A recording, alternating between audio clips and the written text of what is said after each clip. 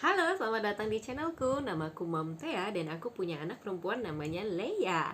Kali ini aku mau cerita tentang pengalaman bulan kemarin Leia kena COVID. Waktu itu usia dia 13 bulan.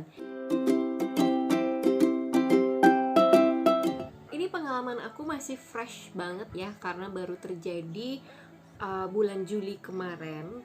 Dan waktu itu Leia di keluarga kami adalah yang pertama kali kena. Jadi kami orang tuanya itu dalam kondisi sehat, tidak ada sakit sama sekali. Dan mendadak si Leia itu di sore hari dia badannya agak anget.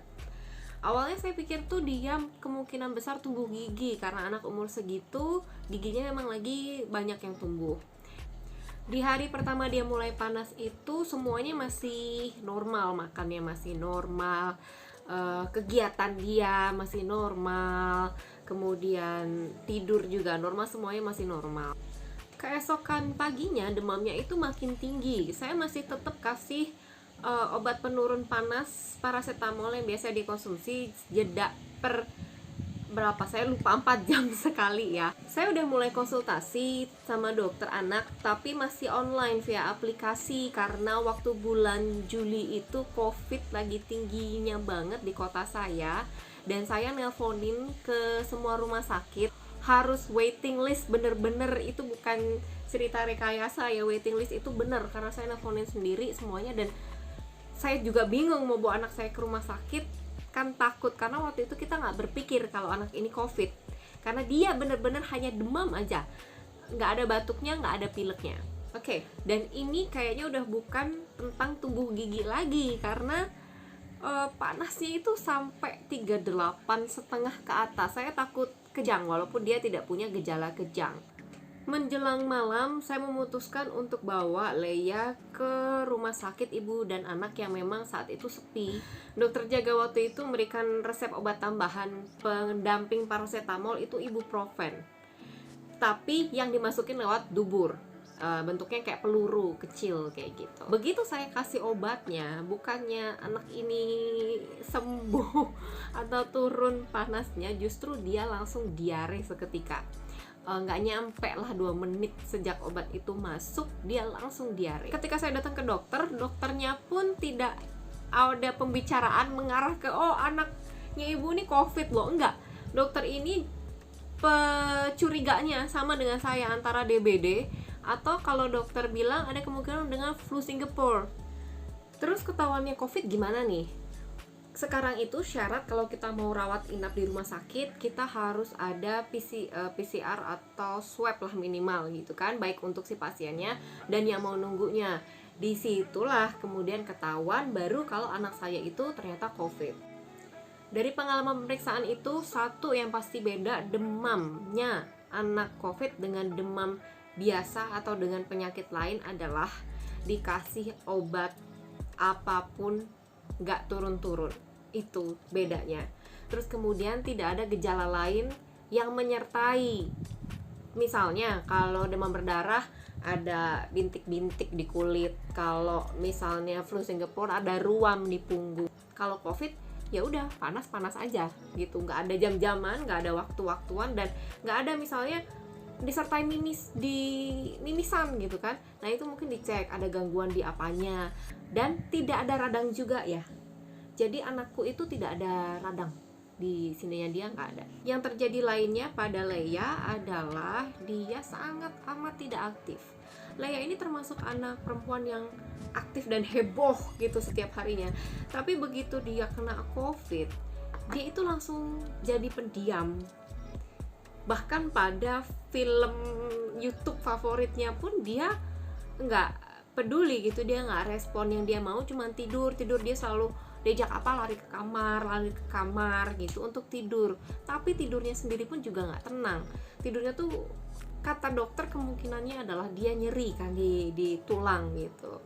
Jadi dia gelisah dan nangis. Apakah pada anak bayi ada anosmia juga? Kemungkinan ada, tapi dia belum bisa ngomong. Jadi kita juga nggak tahu apakah ada beneran atau enggak. Tapi yang jelas untuk kasus Leia, dia memang jadi susah sekali untuk makan dan minum susu pun dia nggak mau, benar-benar sedikit, sehingga terjadi penurunan urin. Pampersnya ketika diganti itu kering. Perawatan dan obat-obatan apa saja yang saya berikan untuk Leia?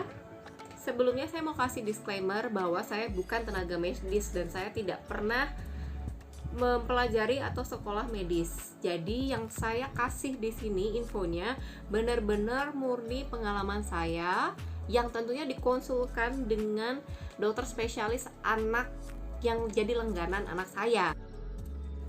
Kesalahan nomor 1 yang saya lakukan sama si Leia ketika dia demam adalah saya pakein dia baju yang lengan panjang dan celana panjang. Saya pikir itu nyaman, membuat dia terasa hangat gitu kan. Ternyata menurut dokternya jangan, justru dia harus dikasih baju yang terbuka, pakai you can see gitu dan celana pendek.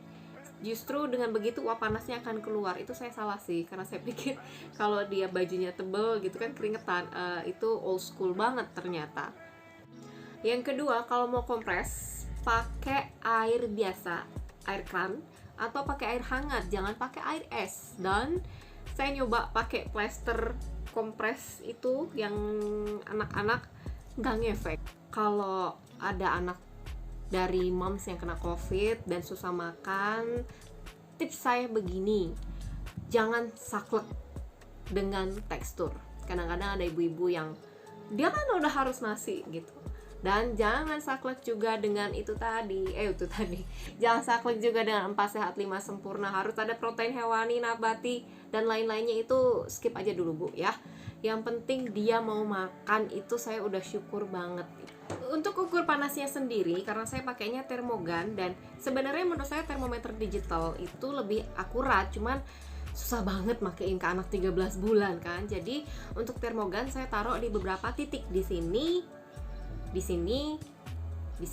di belakang telinga sini ya, belakang telinga, sama di ketek. Kemudian saya ambil rata-ratanya. Untuk cek tingkat saturasi dengan oximeter kalau ditaruh di tangan susah sekali. Jadi tunggu si kecil tidur dan taruh di jempol kaki. Saya taruh di jempol kaki itu saran dari beberapa temen yang pernah anaknya kena covid. Dan kalau kalian punya oximeter coba dicek ya, oximeternya itu beneran atau palsu. Cara ngeceknya gimana? Kita masukin batang pensil atau bolpen ke oximeternya, itu dijepit. Kalau misalnya kebaca muncul angka, itu berarti oximeternya tidak dapat dipercaya. Tapi kalau misalnya dijepitin pensil, bolpen, itu oximeternya nggak bereaksi, itu oximeternya bisa dipercaya. Yang paling penting, karena panasnya nggak turun-turun, Leia akhirnya diberikan obat baru oleh dokternya. Sebelumnya dia hanya minum paracetamol dimix selang-seling dengan ibuprofen. Tapi ternyata ibuprofennya nggak ngefek, ibuprofen yang dubur ya, dan malah keluar semua jadi diare. Akhirnya sama dokternya dia diseling. Kalau normalnya anak panas kan kita boleh lakukan berulang 4 jam. Untuk kasus Leia dengan covid panas nggak turun-turun ini, obat penurun panas diberikan dengan selang 3 jam. Yang sekali itu paracetamol, yang kedua itu obat dengan kandungan, sebentar saya baca, metamizol.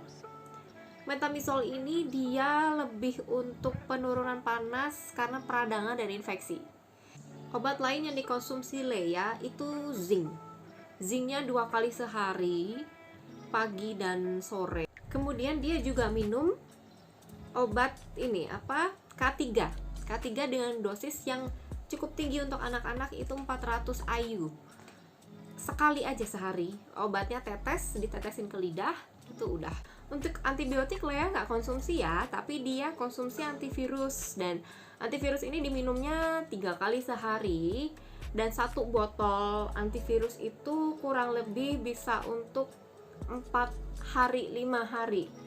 Dan setelah botol itu habis, saya tanya lagi, perlu nggak saya nambah sampai anak saya negatif? Kata dokternya, kalau sudah membaik kondisinya, terutama panasnya sudah menurun, terus kemudian nafsu makannya sudah membaik juga, itu bisa dihentikan. Jadi saya hentikan antivirus itu ketika 1 botol habis.